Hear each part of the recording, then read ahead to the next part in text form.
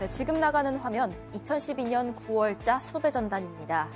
은은하게 미소 짓는 모습, 손가락으로 V자를 그려 보이는 모습, 그리고 운전면허 사진까지. 지금 보고 계신 이 남자는 67년생 곽광섭. 직전 일어난 살인사건의 가장 유력한 용의자입니다. 여성을 살해한 뒤에 달아났다는데요. 이 전단은 사건 현장 주변과 동네 골목, 그리고 등산로 입구에도 곳곳에 나붙습니다. 오늘 사건 연구소의 키워드는 옆집 아저씨 곽광섭입니다. 67년생 곽광섭, 12년 전 일어난 살인사건의 용의자입니다. 당시 공개 수배가 됐기 때문에 이렇게 얼굴과 이름을 오늘 공개해 드릴 수가 있는 건데, 자, 일단 시작을 해보죠. 네, 이게 2012년 9월 11일에 시작이 됐습니다. 충북 청주의 한 주택에서요, 20대 여성이 숨진 채로 발견이 됩니다. 여기가 그 내덕동에 있는 3층짜리 상가 건물인데 이 건물 꼭대기층에는 주택도 몇 세대 있었던 것 같습니다. 이곳 3층 주택의 창고에서요, 25살 난 여성이 시신으로 발견이 됩니다. 이 피해자 같은 경우엔 동생이랑 같이 살고 있었는데 동생이 집에 와보니까 안방 침대에 혈흔이 있는데 언니가 사라졌다라면서 경찰에 신고를 했습니다. 이 동생은 전날 밤 10시에 외출을 했고요. 다음 날 돌아와 보니까 언니가 없었다. 그리고 출동한 경찰이 주택을 뒤지다가 이 창고에서 숨진 피해자를 발견합니다. 자, 자매가 함께 살았던 모양인데 교수님 무슨 일이 있었던 겁니까? 경찰 수색 결과 이제 발견 당시 현장 상황을 한번 살펴보게 된다면 이 피해자는 옷을 입어 있는 상태로 창고 바닥에 누워 있는 것이 아니라 앉아 있었으니까 누가 앉혀놨겠죠. 그리고 그 위에다가 이불을 갖다가 덮어놨습니다. 그래서 경찰은 이 피해자가 안방에서 살해되고 난 이후에 집안에 있는 창고로 옮겼을 그 가능성이 상당히 높다라고 보고요. 현장 감식과 부검을 이어서 실시를 합니다. 그런데 일단 육안으로 봤을 때는 그 피해자가 치명상으로 보이는 어떤 커다란 외상도 없었고 또 침입한 흔적도 없었는데 자세히 살펴보니까 목이 졸린 흔적이 있었고 그리고 이제 하혈을 한 흔적이 있었다라는 것이 밝혀집니다. 아, 박 변호사님, 네. 살인 사건이군요. 그렇죠. 그래서 이제 부검을 또 해야 되는데요. 부검을 했을 때 부검 결과 성폭행의 가능성도 지금 제기가 되는 그런 상황입니다. 또 성폭행도 있지만 문제는 저항할 때 양손에 뭐 저항한 흔적, 저항은 같은 것들이 상처도 있었고요. 다만 이제 문제는 일단 외부 침입 흔적도 없고 이웃집에서 비명소리도 못 들었다면 뭔가 면식범, 알고 있는 사람이 왔고 그것을 손쉽게 들어왔다가 이런 범행 저지른 거 아니냐라고 추정이 됐던 상황이고요. 26명으로 구성된 전담반을 꾸리고 인근의 우범죄야 뭐 우발적 범죄든지 또 치적 문제 가능성도 따지기 시작했습니다. 자, 면식범, 인근의 우범자, 뭐 심지어 치적 문제까지. 그러면 좀 뭐 좁혀졌나요? 이게 경찰이 주변 탐문을 시작하니까 뜻밖의 사람이 이 용의자로 지목이 됐습니다. 바로 피해자 바로 옆집에 40대 내연 관계인 40대 남녀가 살고 있었는데 이상하게 남성이 안 보이고 여성만 있는 거예요. 그래서 경찰이 추궁을 했더니 그냥 바로 털어놨던 겁니다. 사실을 이 남자가 같이 사는 내연남이 내가 여성을 살해했다라고 얘기를 했다라는 겁니다. 아유. 그리고 범행 당일날 밤부터 새벽까지 두 사람이 산에 같이 있었다라고 해요. 산에서 같이 있으면서 여성이 이제 자수를 권유를 했대요. 그랬더니 내연남이 한다는 얘기가 나 지금 내려가면 무기징역이다 이런 얘기를 했다라고 그 여성이 털어놨습니다. 자, 그러면은 저자가 그 아까 얘기한 곽광섭이에요? 네, 맞습니다. 이 피해자 옆집 살던 40대 이 남성이 바로 67년생 곽광섭입니다. 이 곽광섭 같은 경우에는요, 대구에서 생활을 하다가 3년 전에 이 현재 내연녀를 만나서 여기 청주에 살림을 차리게 됩니다. 그 이후에 건설 현장에서 일용직으로 일해왔는데 나름 또 기술이 있었습니다. 그래서 좀 큰 공사장에서만 일했고요. 먹고 사는데 전혀 무리가 없었다고 경찰이 얘기를 했는데 그런 와중에 또 유흥업소 출입이 잦았고 고급차를 끌고 다녔다고 합니다. 하지만 이 곽광섭, 내연녀에게 이렇게 범행 사실 털어놓은 뒤에 행방이 묘연해졌습니다. 연락을 끊고 잠적을 한 겁니다.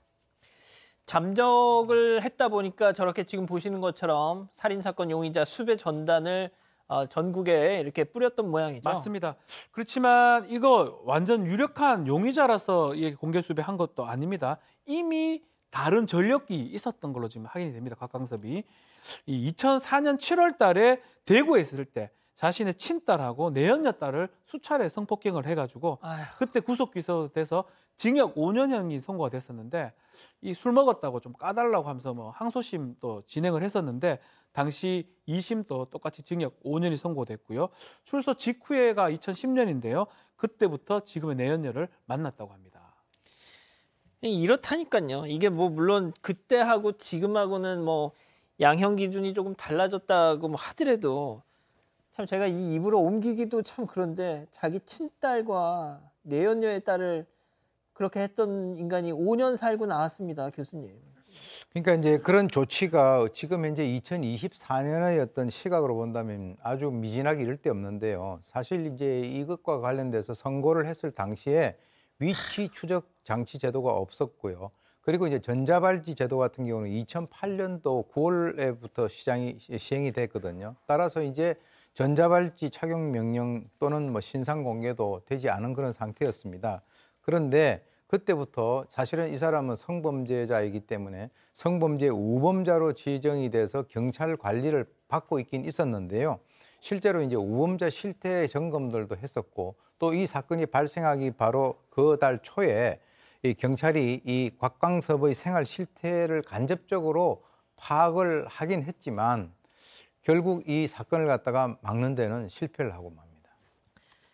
자, 결국 저런 일이 났잖아요. 그러니까 경찰이 감시를 하고 있었던 상황인데도 범죄를 못 막았다라는 거고요. 또 전자발찌도 아쉬운 점이 있는 게 당시 이 곽광섭이 범죄를 저질렀을 때는 전자발찌 제도가 없었는데 출소 이후에 제도가 만들어졌지 않습니까? 그래서 검찰이 재범 우려가 있다고 해서 전자발찌를 청구를 했습니다. 착용을. 근데 문제가 법원에서 받아들여지질 않았어요. 왜? 아하. 이 사람 그 법원은 그렇게 얘기를 했습니다. 이 사람 저기 당시에 교도소에 있으면서 일 배워서 건축 현장에서 성실하게 일하고 있고 또 심지어 이렇게 학교도 교도소에 있으면서 학교도 다녔다. 이제 통신학교를 다녔다라는 것이고 그다음에 첫 번째 성범죄 이후에 다른 범죄 전력이 없다. 이런 이유도 들었는데 사실 첫 번째 성범죄도 이게 평범한 성범죄가 아니었잖아요. 정말 비정상적인 범죄였는데 그러니까요. 어쨌든 법원에서는 전자발찌를 기각을 했고 또 좀 전에 이 자료화면 나갈 때 눈썰미 좋으신 분들 보셨을 텐데 파출소가 싹 스쳐갑니다.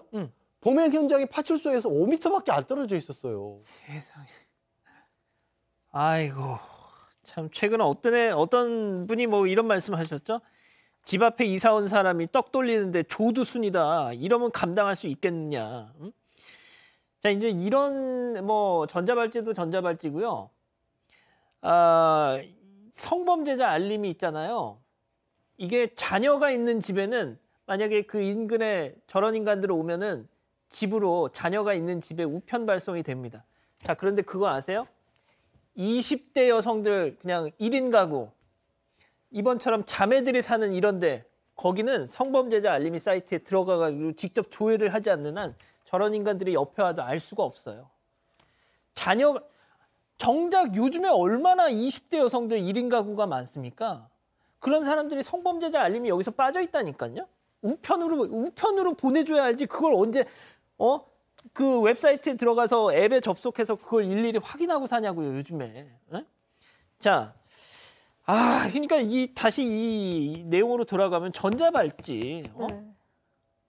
네, 물론 뭐 전자발찌를 채웠다고 막을 수 있었다라는 말씀은 아닙니다만 최소한 이 사람에게 어떤 좀 멈칫함을 줄 수는 있었다. 뭐 이런 취지에서 말씀을 드리고 있고요. 이런 상황에서 이 곽광섭은 잠적을 했잖아요. 하지만 이 와중에 이 성폭행을 저질렀다는 사실은 점점 명명백백해집니다. 일단 추적과 동시에 그 피해자 침대에서 이런저런 채모라든지 DNA 감정을 했는데 뭐 곽광섭이랑 일치한다는 결론이 나왔습니다. 그래서 이 내연녀랑 마지막으로 만났던 게 그 청주 인근의 야산, 그리고 또 일했던 건설 현장, 연고지 이런 곳에도 다수사팀이 투입이 돼서요. 이 대대적으로 수색을 벌이기 시작을 합니다.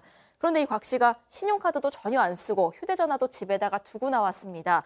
그렇다 보니까 이 경찰은 이 곽광섭이 이 우암산을 굉장히 잘 알고 있기 때문에 그 근처에 과수원, 밭 이런 곳을 돌면서 먹을거리 구해가면서 도피 생활하는 게 아니냐 이런 쪽에 무게를 두고 이제 수사를 하기 시작을 합니다.